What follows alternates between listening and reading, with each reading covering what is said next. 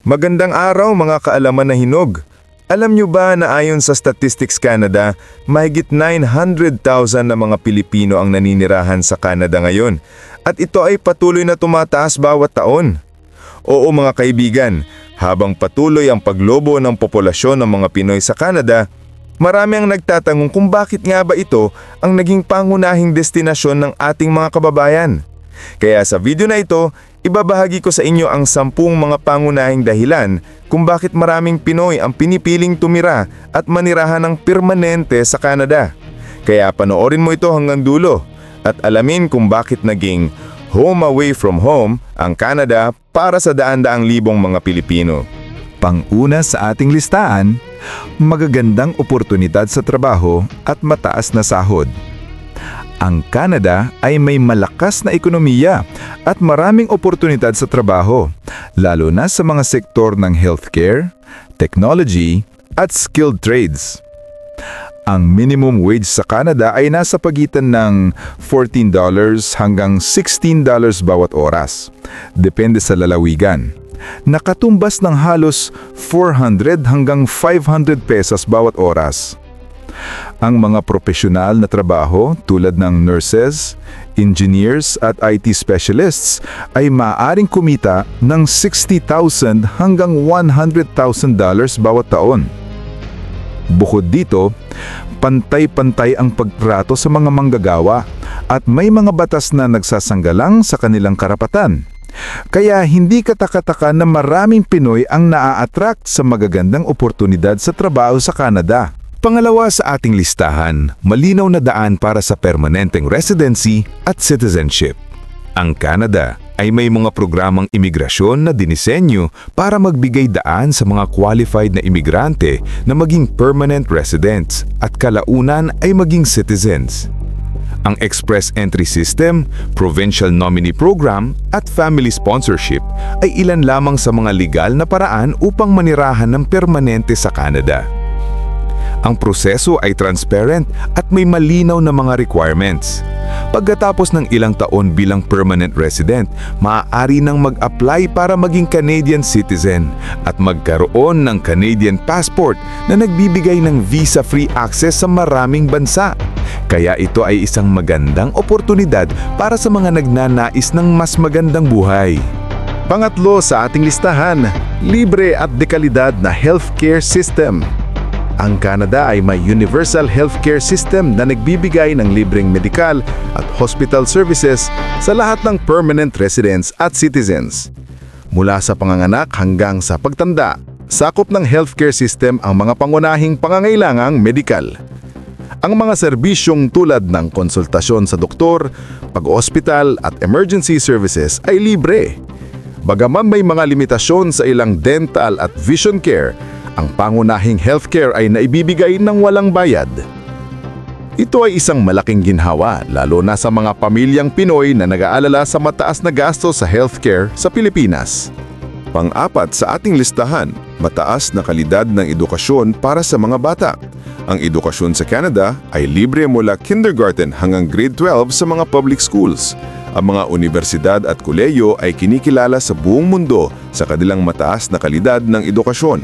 Ang mga magulang na Pinoy ay na-attract sa magagandang oportunidad sa edukasyon para sa kanilang mga anak. Bukod dito, ang mga mag-aaral na international students ay maaaring magtrabaho habang nag-aaral at mag-apply para sa permanent residency pagkatapos ng kanilang pag-aaral. Ito ay naging isang popular na daan para sa maraming kabataang Pinoy na nais magkaroon ng magandang kinabukasan. Baka naman po, total wala naman kinikita ang channel namin. Baka po kahit sa pag-like lang po dito sa video at subscribe, okay na po. Maraming salamat po. Panglima sa ating listahan, malakas at matatag na komunidad ng mga Pinoy. Halos lahat ng major cities sa Canada ay may malalaking komunidad ng mga Pinoy. Sa Toronto, Vancouver at Winnipeg, makikita ang mga Filipino stores, restaurant at simbahan. Ang pagkakaroon ng malakas na komunidad ay nakakatulong sa mga bagong dating na mas mabilis na ma-adjust sa bagong kultura at kapaligiran. Mayroon mga Filipino community centers na nag-o-offer ng suporta at mga programa para sa mga imigrante. Ang pakiramdam ng pag-aangkin at suporta mula sa kapwa Pinoy ay isa sa mga pangunahing dahilan kung bakit komportable ang mga Pinoy sa Canada. Pang-anim sa ating listahan, mababang krimen at ligtas na kapaligiran. Ang Canada ay consistent na nasa top 10 safest countries in the world. Ang rate ng krimen ay mababa at ang mga pulis ay mapagkakatiwalaan. Ang mga magulang ay panatag na hayaan ang kanilang mga anak na maglaro sa labas at maglakad mag-isa. Ang mga kababaihan ay maaaring maglakad na mag-isa kahit gabi na nang walang takot. Ang kapaligiran ay malinis at maayos at ang mga tao ay disiplinado at sumusunod sa batas. Ito ay isang mahalagang kadahilanan, lalo na para sa mga pamilyang may maliliit na anak. Pang-7 sa ating listahan, magandang work-life balance at employee benefits. Ang mga manggagawa sa Canada ay may magandang work-life balance. Karamihan sa mga kumpanya ay nag-o-offer ng 2 linggo na paid vacation bawat taon, paid sick leaves at maternity at paternity leaves. Ang mga empleyado ay hindi inaasahang mag-overtime ng walang bayad at may mga batas na nagsasanggalang laban sa workplace abuse. Ang pamahalaan ay nagbibigay din ng employment insurance para sa mga nawalan ng trabaho at Canada Pension Plan para sa pagre-retiro. Ito ay nagbibigay ng kapanatagan sa mga Pinoy na magtrabaho at mamuhay sa Canada. Pang-8 sa ating listahan, magandang kalikasan at malinis na kapaligiran. Ang Canada ay kilala sa magagandang tanawin at malinis na kapaligiran. Mula sa Rocky Mountains hanggang sa Great Lakes, ang bansa ay puno ng magagandang likas na yaman. Ang hangin ay malinis at ang mga parks ay maayos na iniingatan.